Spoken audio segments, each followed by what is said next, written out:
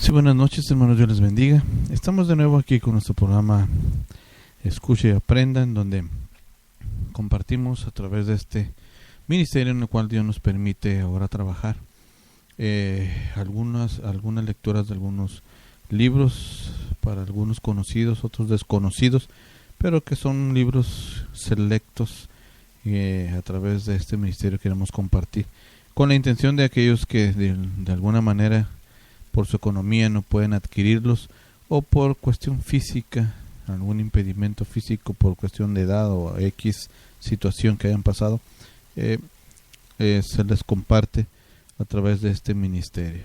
Esperamos que esto sea de bendición. Así que pues vamos a dar inicio en esta noche con el evangelio que predicamos, el capítulo que sigue, que es el capítulo 4.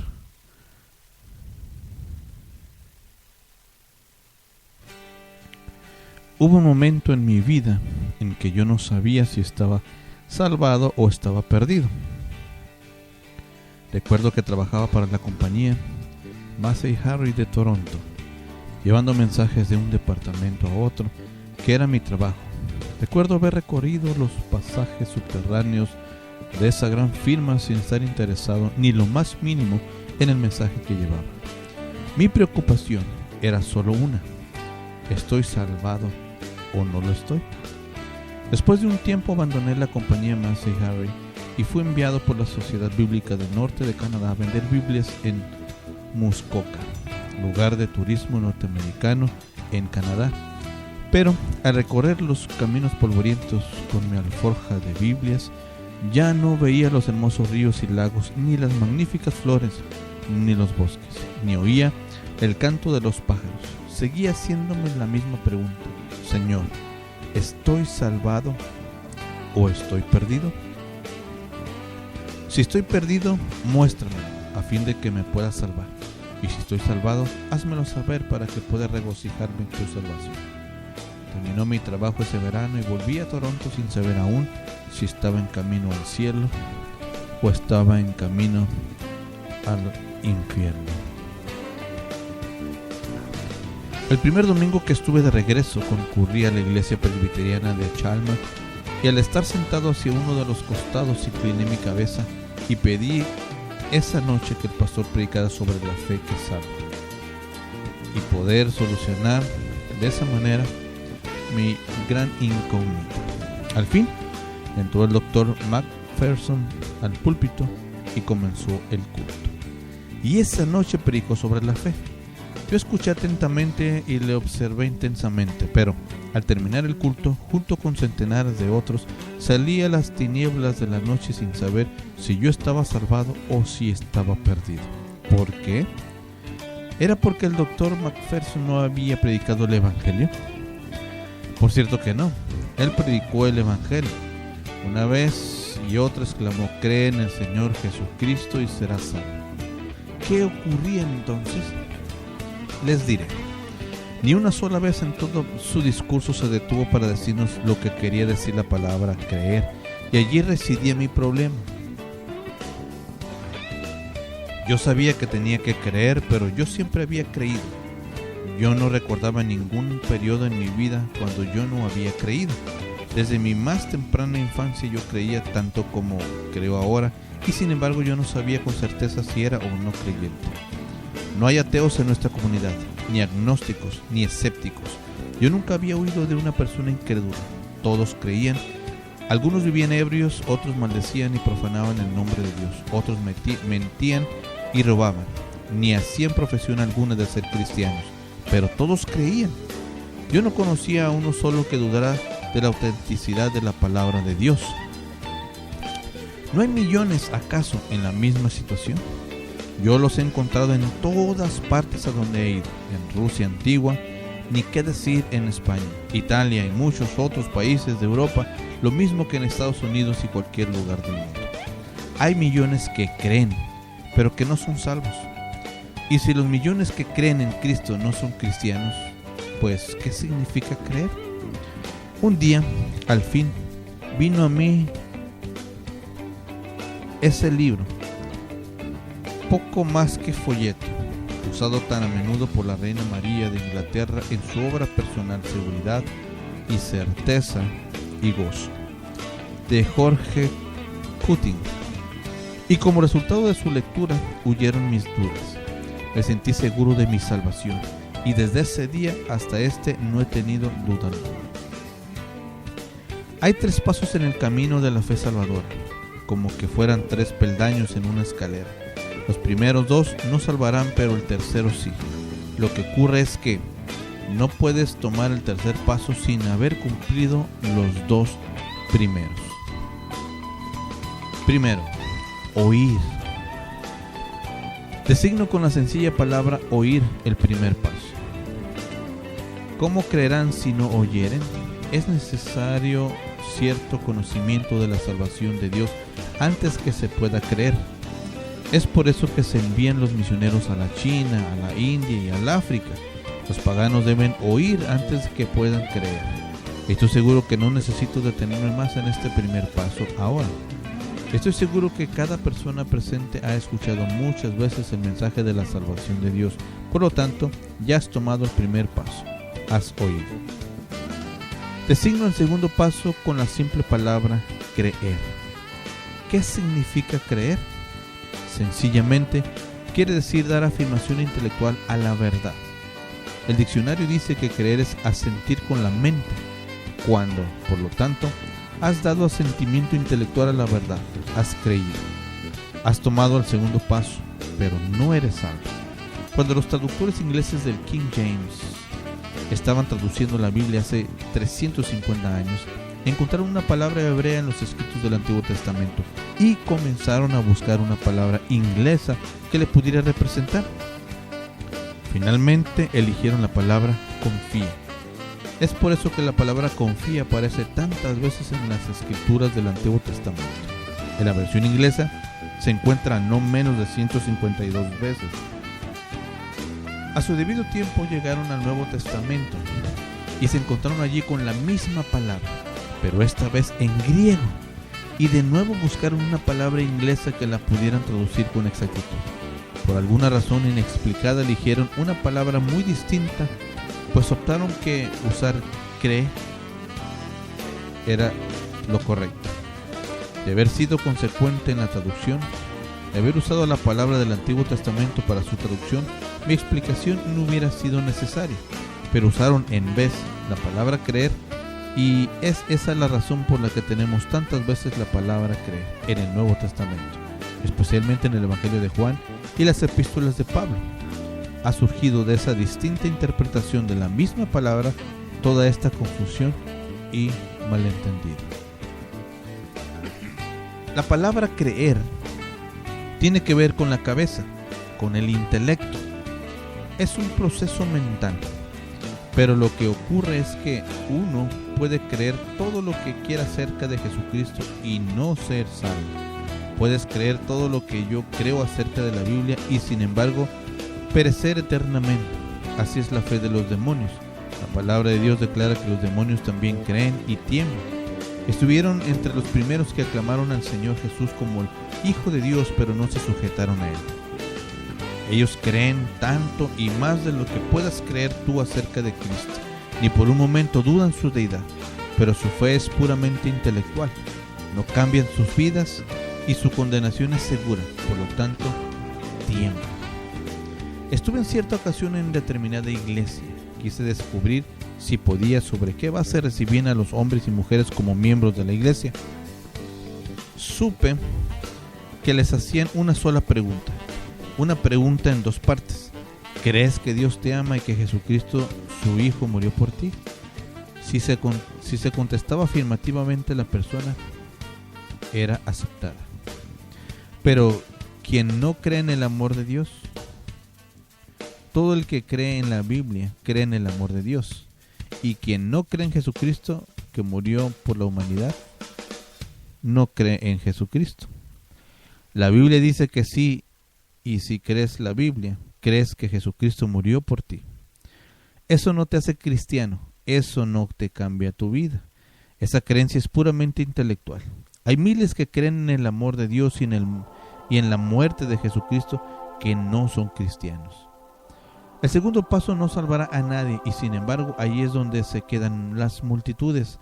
Toman el segundo paso pero no se aventuran al tercero. Por eso no llegan a la salvación.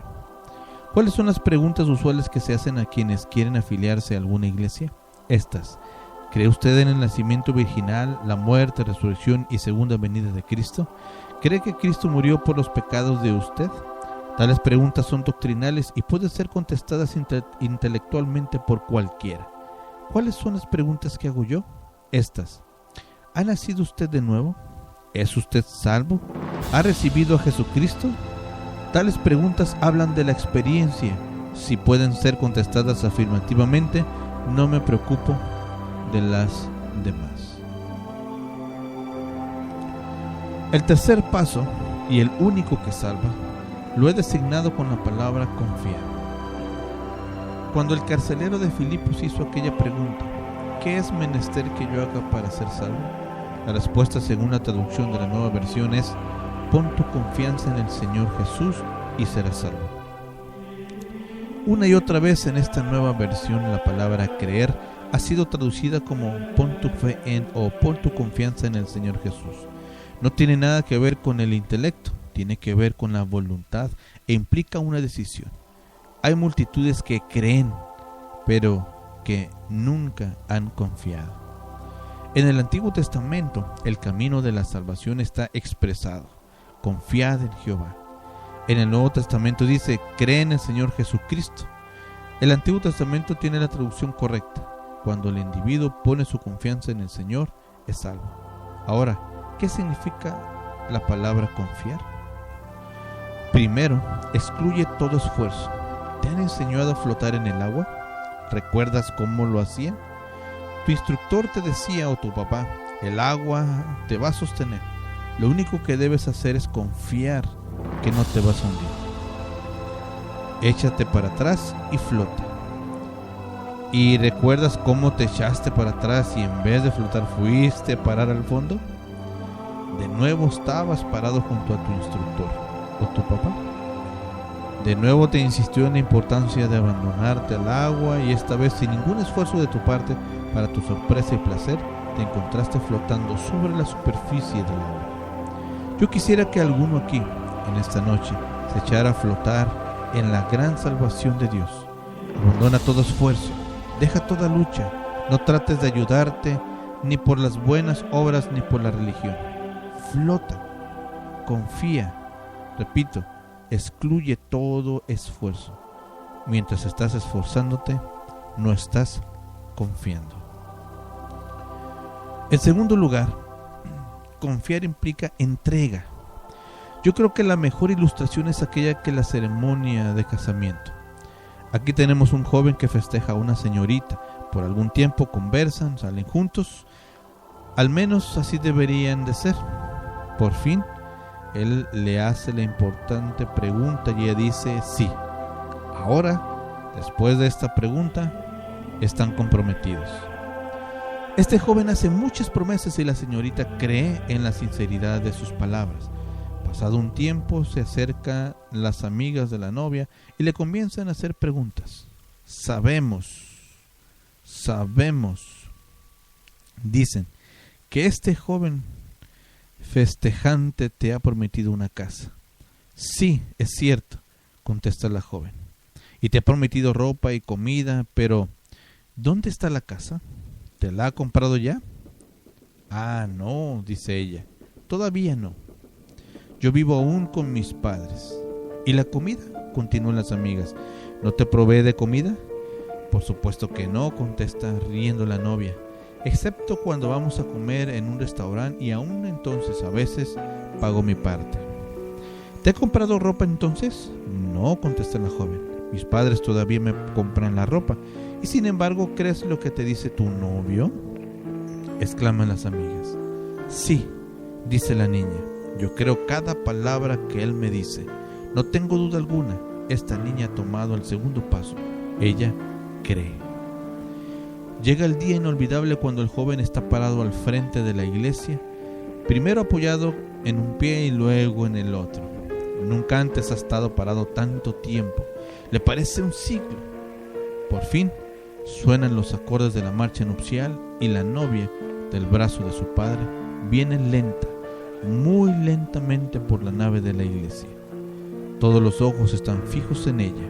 Hay tiempo para que todos admiren su bello traje de novia. Por fin llega al frente y toma su posición al lado del hombre que ella ha elegido.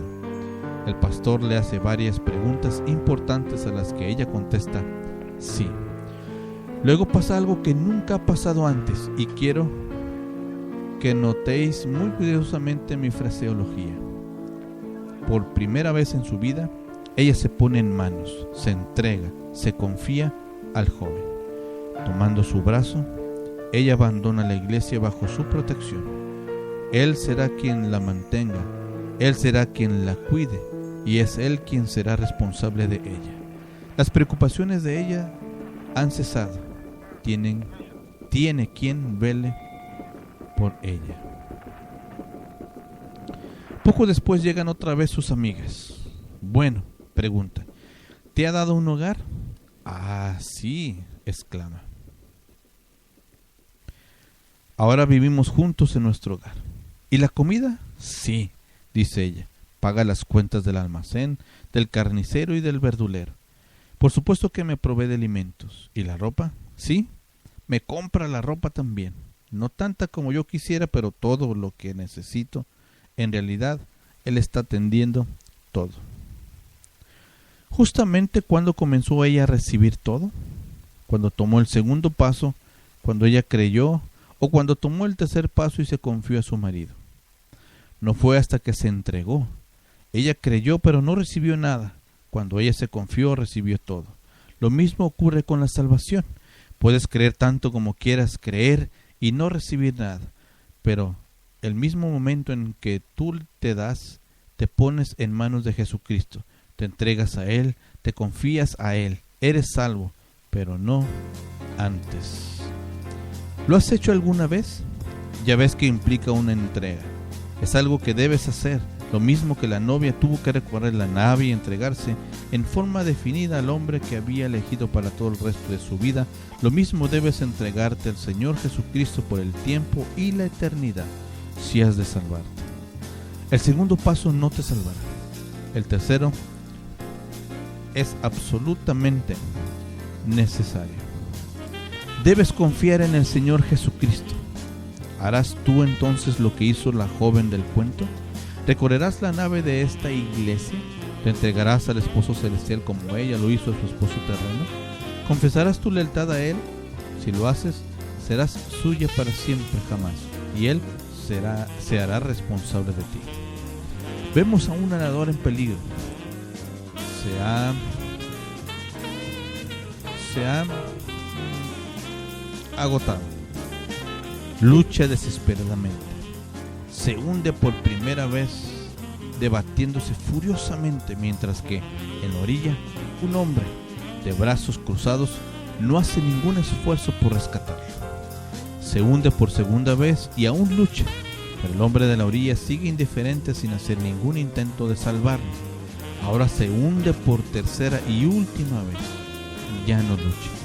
Tiene los brazos caídos y en una débil voz llama auxilio. En el mismo momento el hombre que lo mira se zambulle, nada hasta él y lo salva. ¿Por qué no lo hizo antes? Porque el nadador creyó que podía salvarse solo. Tuvo que esperar hasta que el hombre en peligro estuviera dispuesto a abandonar la lucha. El mismo momento en que el hombre estuvo dispuesto a confiar en que lo podían auxiliar, estuvo a salvo. Al acercarse quien lo rescataba, lo único que tenía que hacer era entregarse a quien lo venía a salvar, y el momento en que él se entregó y se confió de él, en ese mismo momento estuvo ya a salvo. Cuando tú, mi amigo, estés dispuesto a entregarte a quien te quiere rescatar, el Cristo vivo y resucitado, tú también serás salvo. Lo que creas acerca de él no te salvará. Debes poner tu confianza en él. Cree en el Señor Jesucristo y serás salvo. Cuando estoy tratando con una persona que busca salvarse, prefiero usar la palabra del Antiguo Testamento y digo entonces, pon tu confianza en el Señor Jesús y serás salvo. En tercer lugar, confiar quiere o requiere acción. Les ilustraré lo que quiero decir. Volvamos al 30 de junio de 1858. Es una mañana magnífica. Las aguas de las imponentes cataratas de Niágara ensordecen al golpear contra las rocas al pie de las caídas. Una cuerda de más de 300 metros está extendida de orilla a orilla. Carlos Blondin, el más grande equilibrista del mundo, está por cruzar caminando sobre la cuerda. Trenes especiales desde Buffalo y Toronto han traído grandes multitudes. Balanceando su vara de 40 libras, pisa la cuerda y comienza a atravesar por la cuerda, mientras que las voces se acallan hasta que, habiendo pisado la orilla opuesta, estallan en una ovación que ahoga el rugir de las cataratas. Volviéndose al mar de caras, hace ahora una propuesta escalofriante. Ofrece volver a cruzar la catarata llevando a un hombre sobre sus hombros. ¿Quién será ese hombre? Excitadamente la gente habla y comenta. ¿Cree que yo puedo llevarle hasta la otra orilla? Pregunta el equilibrista, mirando a una posible interesada. Por cierto que lo creo, respondió dicho espectador. ¿Le permite llevarlo? Pregunta el equilibrista. ¿Que le permita? ¡Qué esperanza! ¿No pensará usted que pienso arriesgar mi vida así? Y se aleja del lugar. ¿Y usted? Le pregunta a Henry Colcord. ¿Cree usted que yo puedo llevarle al otro lado? Sí creo, en verdad. No tengo duda alguna, respondió Colcord. ¿Confía en mí? Sí. Conteniendo la respiración, el público observa. Balancean el palo de más de 12 metros de largo hasta lograr el equilibrio perfecto. Luego inician el cruce. La gran cuerda se pone tensa bajo su peso, paso tras paso. Lento pero seguro, sin vacilaciones, van adelantando. ¡Qué confianza! Ya han llegado al medio. Están ahora encima de las aguas turbulentas que, cubiertas de espuma, hierven al correr y dar contra las horribles rocas que parecen erguirse en el agua. Ya se acercan a la costa canadiense. Un gran silencio ha caído sobre la multitud excitada. Parece que no se animarán ni a respirar. La tensión es terrible. De pronto hay una pausa. Algún jugador que ve que pierde la apuesta hecha ha cortado una de las riendas y la cuerda vibra en forma alarmante. Blondin le dice a Colcord que se baje de los hombros y se para con un pie sobre la cuerda y las manos sobre los hombros de Blondin. Henry, dice Blondin, tú ya no eres Colcord, tú ahora eres Blondin. Sé parte de mí. Si yo me inclino, inclínate conmigo. No trates de balancearte porque ambos estaremos muertos. Colcord se trepa otra vez a los hombros. La cuerda se amaca locamente y Blondin comienza a correr. Cómo mantiene el equilibrio, nadie lo sabe más que él, pero consigue hacerlo y por fin llega a la otra orilla a salvo. Toman el último paso y plantan sus pies en tierra firme, mientras que los espectadores se enloquecen de entusiasmo. La tensión se ha quebrado. La espeluznante experiencia ha concluido. Salvando el abismo entre el tiempo y la eternidad se extiende la gran cuerda de la salvación. Nunca hasta ahora se ha quebrado. Jesucristo únicamente puede cruzarla. Quizás hayas oído esto antes y, como el primer hombre, puedes creer que Jesús es capaz de llevarte a salvo al otro lado. Pero de nada te servirá hasta que tomes el paso final y te entregues a Él. Puedes creer, pero necesitas también confiar. ¿Te has confiado a Jesús, mi amigo? ¿O meramente crees con la cabeza, pero has dejado de tomar el último e indispensable paso? ¿No quieres, por un acto definido de tu voluntad, poner tu confianza en el Señor Jesús? Si lo haces, serás salvo. ¿Lo harás? Hazlo, te ruego, y hazlo ahora.